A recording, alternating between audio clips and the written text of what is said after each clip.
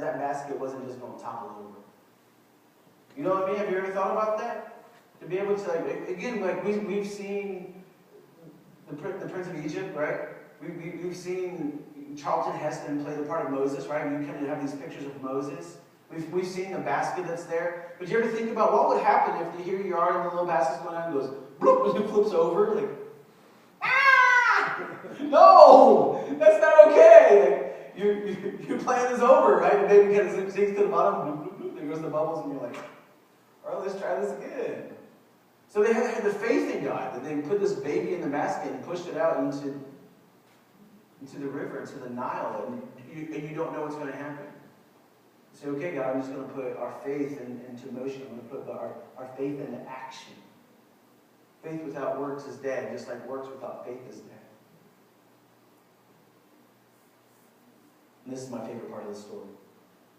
Then Pharaoh's daughter went down to the Nile to bathe, right? When two things, like kind of these two trains that are like looking on two completely different planes, like they intersect, like a lot of people say, well, that's just, it's just coincidence. You ever hear people say that? Well, that was just a coincidence. I remember there was a lady who was in a terrible accident when I was in northern Indiana as a youth pastor. And there was a series of events that happened that if nothing played out just like it did, like her spleen ripped open and she was bleeding out, which actually saved her because it would have been a blood, all this stuff, like they're telling all the story. If not, then she would have died. Like, man, that was such a coincidence. You're like, really? Is it a coincidence? Or was it a God moment?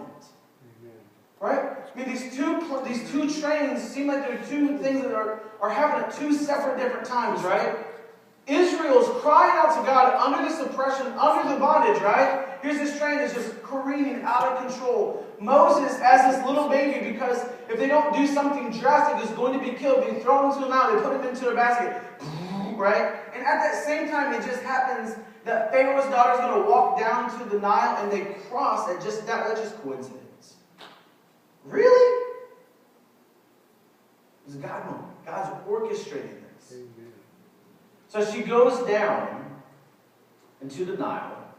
Miriam's on the shore, looking at a distance. Pharaoh's daughter went down to the Nile to bathe, and her attendants were walking along the riverbank. She saw the basket among the reeds, and she sent her slave girl to get it. She opened it, saw the baby. He was crying. Obviously, that's what babies do. She felt sorry for him. This is one of those Hebrew babies. Then his sister asked Pharaoh's daughter, shall I go and get one of the Hebrew women to nurse the baby for you? Like, I love that! Like, do you see what's going on? Like, it's his sister who realizes Pharaoh's daughter, like, plucks him out of the water, and she realizes, oh, it's the Hebrew baby. Now, I don't know why Pharaoh's daughter just doesn't take the baby and follow her father's orders and go, bloop, bloop, bloop, like, drown the baby. Right?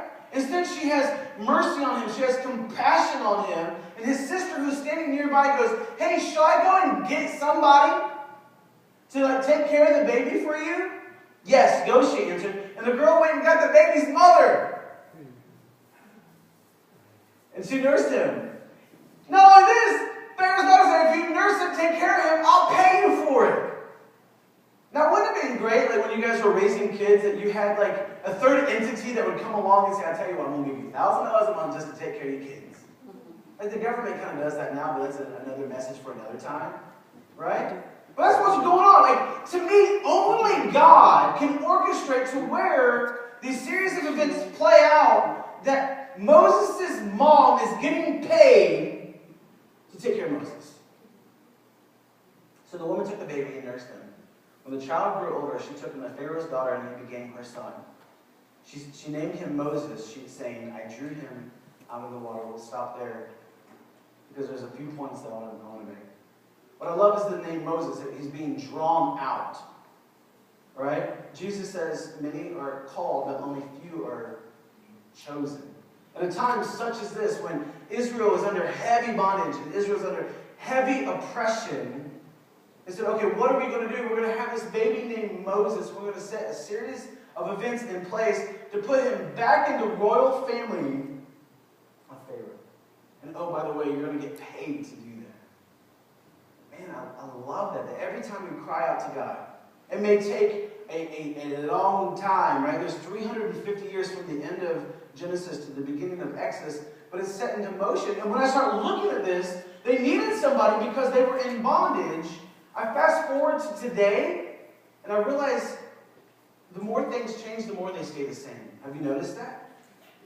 Because I see a people here in a land that's many miles away, right? It's many generations later, but a people who are still in oppression.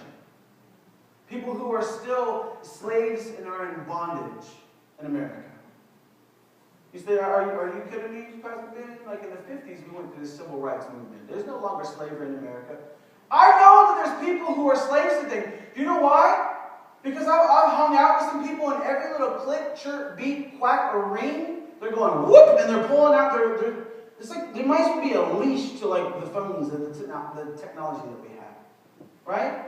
And every little click, beep, chirp, or ding, like they pull out their phone, they're going, oh, I have to answer this email. It's like it's life or death, and you go, well, what was it? Well, it's nothing ever big. Where somebody likes a picture and posts it on Facebook, right?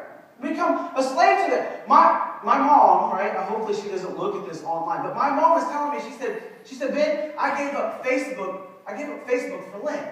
And I was like, that's awesome, Mom. She's like, no, it's about killing me. Like, really?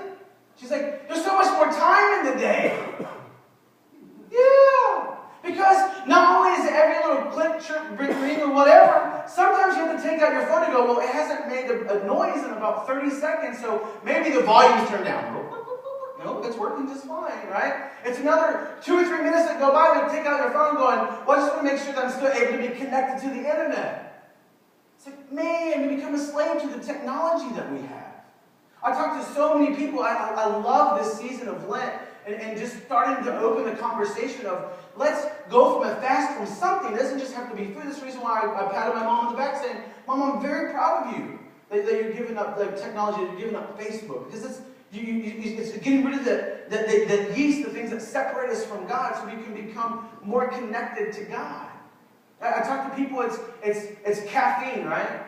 That's me, right? I've been having a Ricker's Pop.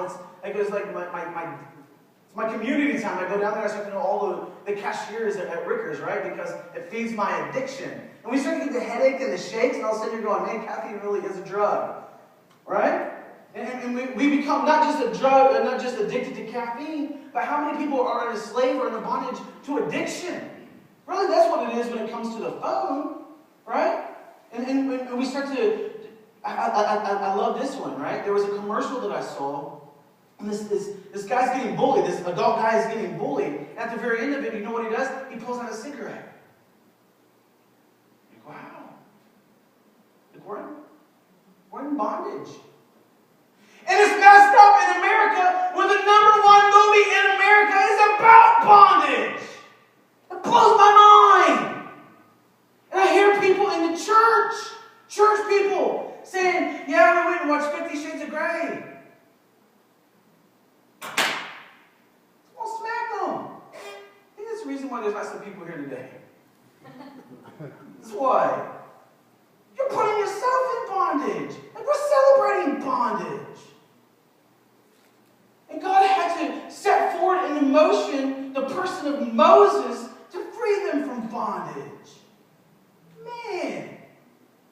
Not only that, that's the first thing is bondage and slavery. The second issue that they were battling, you know what it was? Pharaoh wanted them to have an abortion, a partial birth abortion. You realize that, right? Because how else would they know it was a boy or girl? The baby would have to be delivered to a certain point before they would realize, oh, that's a little girl, it's okay. Give birth to a certain point, oh, that's a boy, we gotta kill it. We live in the name of progress, right? We live in a world where we have to push the envelope. And now we have abortion, you know what we call it? It's just choice. You can't take away a woman's choice. And we live in this bondage in America. We don't even know it. I think that's the reason why Paul says in Romans, and I say this verse all the time, like this is my life verse, You guys need to memorize it. Do not be so well adjusted. Do not be so comfortable in this culture that you fit in without even thinking about it. Last night I stayed up way too late. I was watching something on television. I just finally got repulsed. I had to turn it off and go to bed. I think sometimes it's because I'm getting to be a grumpy old man. I think what happens is the closer you draw to Jesus, you realize things really are black and white. Just because somebody else doesn't agree with you, right, doesn't have to change your stance just because of their own stupidity, because they're far away from God and they don't understand, they haven't been transformed to the level of where you're at. Just pray for them. The problem is in America today, you want to know what the number one problem is? Things haven't got bad enough yet. Really, the problem with America today is we live comfortable lives. The problem with America today is we don't see our need for a Savior. There was this young girl, this ministry called Impact that I've been helping out with. There was this young girl, she's like 16, lives in this community. So we started talking about, we were doing a Bible study, and I don't know how it came up, but we talked about how we each have this kind of God-sized hole inside of us. But not just the God side. At first I said there's just this hole inside of us, this longing. And she said, oh yeah, I felt that. Her parents are divorced. She kind of bounces from parent to parent. Sometimes she stays at a friend's house because she doesn't know where mom or dad is at, and it's the way she can get a meal. Yeah, I feel bad for you. And she said, well, not only that, she said, but I've used probably every kind of drug there is. She's 16.